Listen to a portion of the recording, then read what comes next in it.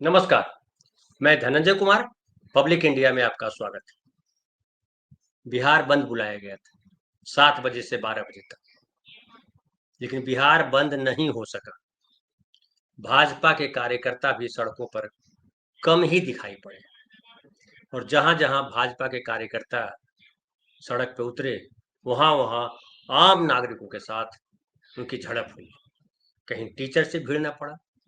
एक महिला टीचर को बुरी तरह से महिला कार्यकर्ताओं ने भाजपा की धक्का मुक्की की, बदतमीजी की। कहीं किसी बुजुर्ग व्यक्ति को धक्का दिया गया, कहीं एम्बुलेंस को रोका गया। हर जगह जहां भी जितने वीडियोज दिखाई पड़ रहे हैं, सब जगह वही दिखा कि भाजपा कार्यकर्ताओं ने जो बंद बुलाया था मोदी जी की मां के सम्मान में, बिहार बंद फ्लॉप हुआ। और ये बिहार बंद जो है वो, हालांकि गटर मीडिया पे बताया जा रहा होगा कि पूरी तरह सफल रहा बिहार बंद, लेकिन जितने गटर मीडिया को छोड़ दीजिए तो जितने बाकी पत्रकार गए सड़कों पर उतरे, सोशल मीडिया फटा पड़ा है। बिहार के भाजपा के ट्विटर हैंडल पे भी आपको वीडियोज नहीं मिलेंगे जिसमें दिखे कि आपको जो है वो सफल रहा बिहार बंद। और ये बिहार बंद की असफलता चीख चीख करके बता रही है कि बिहार में बीजेपी का जनाधार खत्म हो चुका है। और इसको कहते हैं कि खुद ही भद पिटवा लेना। अच्छा खासा चल रहा था, लो बिहार बंद बुलाया, 12 बजे तक, 7 से 12 बजे। ऐसे भी आमतौर पर दुकानें उकानें खुलती हैं 11 बजे, 10 बजे, 9 बजे दुकानें खुलती हैं। लोग ऑफिस के लिए निकलते हैं तो 9 बजे के बाद ही निकलते हैं। तो 12 बजे तक जो है आपने बंद बुलाया, और वो भी फ्लॉप हो गया। कई जगहों पर लोग, एक जगह हल्ला हो रहा था कि प्रधानमंत्री को गाली दे दी, प्रधानमंत्री को गाली दे दी। ऐसा कई जगह हुआ, प्रधानमंत्री को गालियां दिलवाई। आम लोगों ने कहा कि प्रधानमंत्री की माँ को गाली दी गई है, क्या दी गई, वो भी तो दूसरों को गालियाते रहते हैं, हमको क्या लेना देना, हमें अपने काम पे जाने दीजिए। अब बोला कि उधर घूम के जाओ, मेरा पेट्रोल जल रहा है, ये कौन देगा।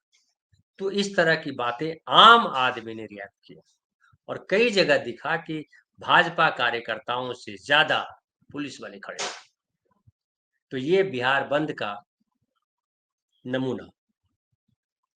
अब एक कहते हैं ना कि जब खराब समय आता है तो हाथी पे कुत्ता काट लेता है, वही हो रहा है मोदी जी के साथ, या कहिए भाजपा के साथ।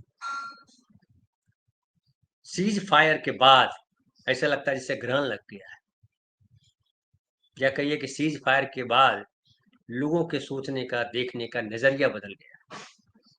जो नरेंद्र मोदी लग रहा था कल की, वह एक एक मोदी सब पे भारी, ऐसा कुछ नारा चलता था, एक अकेला सब पे भारी।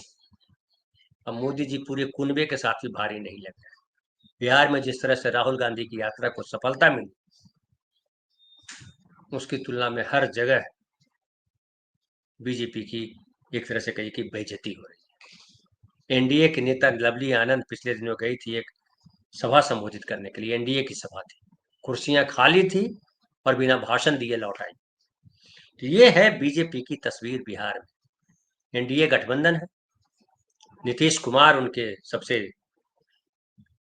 जरूरी साथी हैं, लेकिन नीतीश कुमार की पार्टी के लोग भी सड़कों पर नहीं दिखाई पड़े बंद कराते हुए। और ऐसा लग रहा है कि नीतीश कुमार और बीजेपी के बीच सब ठीक ठाक नहीं चल रहा है। लोग 2020 याद कर रहे हैं। 2020 में जिस तरह से नीतीश कुमार को धोखा दिया गया, उनके समर्थक इस बार बीजेपी के साथ वही बर्ताव करना चाहते हैं। मैं देख रहा था एक जगह लोक जनशक्ति पार्टी के कार्यकर्ता, नेता कह रहे थे कि हमारा जो है अपमान किया जा रहा है, हमारे चिराग पासवान जी का अपमान किया जा रहा है, और हम 243 सीटों पर लड़ रहे हैं। मांझी जी भी कहीं दिखाई नहीं पड़े।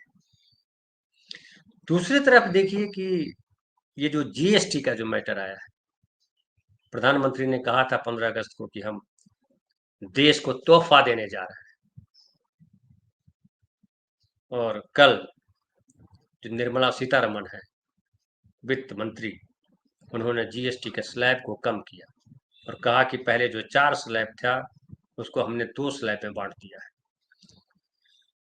पहले आप जानते हैं कि 5%, 12%, 18% और 24% के स्लैब थे। हालांकि एक और स्लैब था ज्वेलरी पे कम 3% साइड था। अब जो है दो स्लैब होंगे, 5% और 18%, यानी 12% खत्म कर दिया गया, 24% खत्म कर दिया। लेकिन एक नया स्लैब ला दिया गया, विशेष टैक्स दर कहा जा रहा है उसको, 40% का। और जो तंबाकू है, पान मसाला है, ड्रिंक है, कोल्ड ड्रिंक जिसको कहते हैं, लग्जरी सामान है जिससे बड़ी कारें वगैरह वगैरह, उस पर 40% टैक्स लगाया जाएगा। और वित्त मंत्री कह रही हैं कि ये जो है, ये जो GST 2 है, इसका मकसद है टैक्स ढांचे को सरल बनाना और आम लोगों को पर टैक्स का बोझ कम करना और छोटे उद्योगों को बढ़ावा देना। तो लेकिन जब 1 जुलाई 2017 को ये GST लगाया गया था, तब क्या कहा गया था? अगर वो GST, जिसको राहुल गांधी ने गब्बर सिंह टैक्स कहा था, राहुल गांधी की बड़ी आलोचना हुई थी कि अरे ये इकोनॉमिक्स की बात कर रहे हैं, गब्बर सिंह टैक्स कैसे कर रहे हैं। और कहा था कि आप जो है पूरे व्यापार को बर्बाद कर दोगे। नोटबंदी के बाद GST भारत के लघु कुटीर उद्योग हैं, जो छोटे व्यापारी हैं, उनका धंधा चौपट कर देंगे। स्वीकार नहीं किया कभी। लेकिन अब जब GST स्लैब कम किया, तब ये बोल रहे हैं, लेकिन फिर भी गलती नहीं स्वीकार कर रहे हैं कि हमने गलत किया। ये लागू किसने किया था? 2017 में इसी बीजेपी ने लागू किया था, निर्मला सीतारमन जी ने लागू किया था। और तब क्या बातें कही गई थी, और आज कम करते समय क्या बात कर रहे हैं कि टैक्स ढांचे को सरल बनाना है। तो टैक्स ढांचा GST के बाद जो मुश्किल हो गया था, कठिन हो गया था, वो किसने किया था? आपने ही किया था। फिर आम लोगों पर टैक्स का बोझ कम करना, तो बढ़ाया किसने था? आपने ही बढ़ाया था। छोटे उद्योगों को बढ़ावा देना, तो उसको रोका किसने था? आपने ही रोका था। अब मोदी जी कह रहे हैं कि इससे आम जनता, किसान, MSME, मध्य वर्ग, महिलाएं और युवा सभी को फायदा होगा।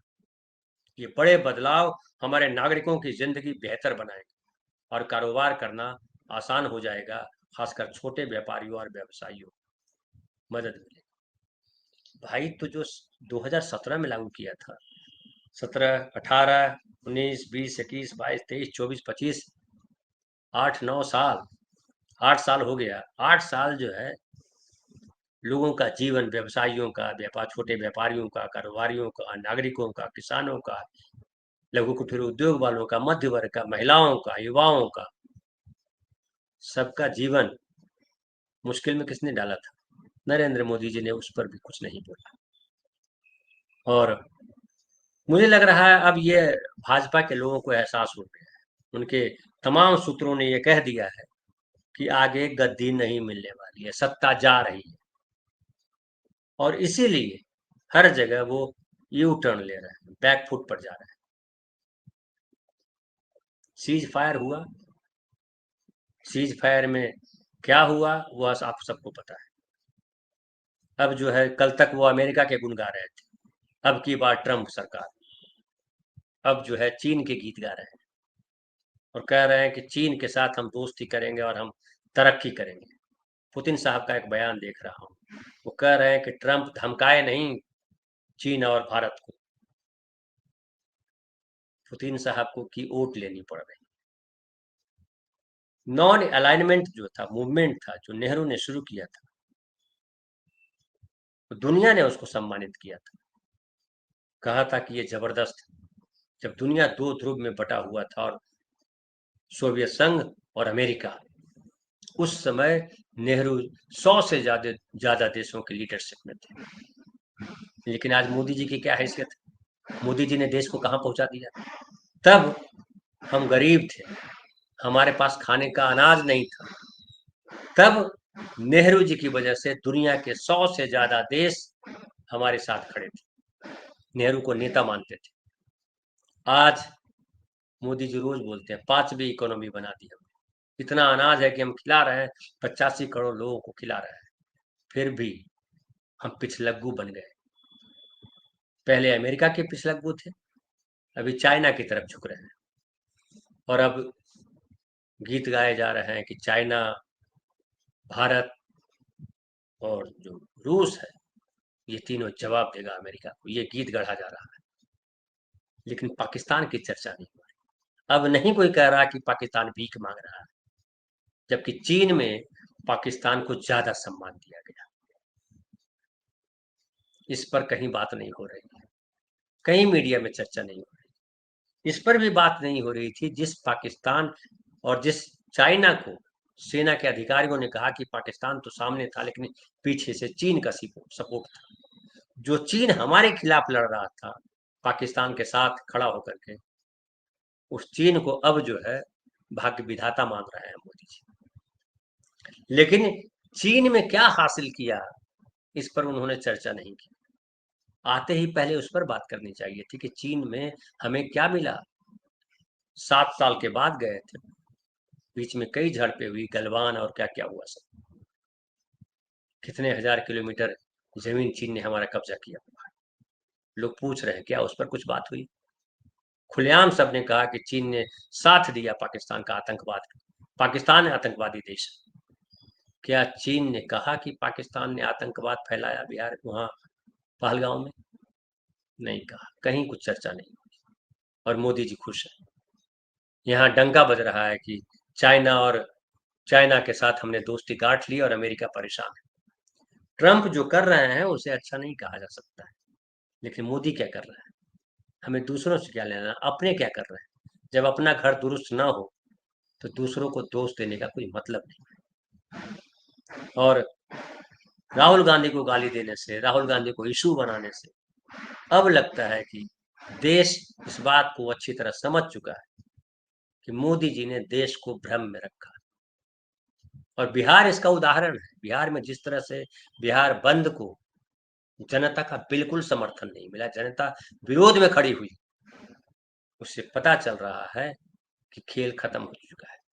और इसलिए राहत पैकेजेस लाए जा रहे हैं, जीएसटी के राहत पैकेज। अभी और देखिएगा राहत पैकेजेस आएंगे। अब मोदी जी फिर 15 तारीख को वहां जाएंगे बिहार, राहत पैकेज लेके जा रहे हैं। लेकिन बिहार की स्थिति क्या है? बिहार से ज्यादा जरूरी था कि वो नरेंद्र मोदी जाते पंजाब, हिमाचल प्रदेश, कश्मीर, हरियाणा, दिल्ली घूम लेते सड़कों पर। किस तरह से बाढ़ का पानी भरा हुआ हर तरफ। पंजाब की क्या बुरी हालत है, सारे देश के 23 जिलों में बाढ़ का पानी कहर मचा रहा है।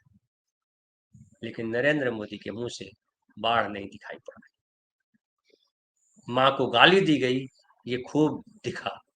और आकर के पहला जो है उन्होंने जो एड्रेस किया बिहार के मुख्यमंत्री, डिप्टी चीफ मिनिस्टर और वहाँ के कार्यकर्ताओं को, उसमें कहा कि मेरी माँ का अपमान किया गया, मेरी माँ को गाली दी गई। तो माँ की गाली को वोट में कन्वर्ट करने के लिए वर्चुअल सम्मेलन किया, लेकिन मिला क्या? बिहार बंद फ्लॉप। अब तो सवाल ये उठेगा कि बीजेपी को कितनी सीटें आएंगी, और इससे ये भी पता चलता है कि एनडीए में एकता नहीं। बीजेपी में कोई ऐसा नेता नहीं है जो बीजेपी को, बिहार के बीजेपी को आगे लेके जा सके, लीडर के तौर पर खड़ा हो सके। अपने दफ्तर में बैठ करके गाली गलौज करना, दूसरों को अपमानित करना, ढपोर संख बनना, बीजेपी की पहचान बन गया है। और उस मंच पर जिसने गाली दी थी मोदी जी को, वो तो पकड़ लिया गया।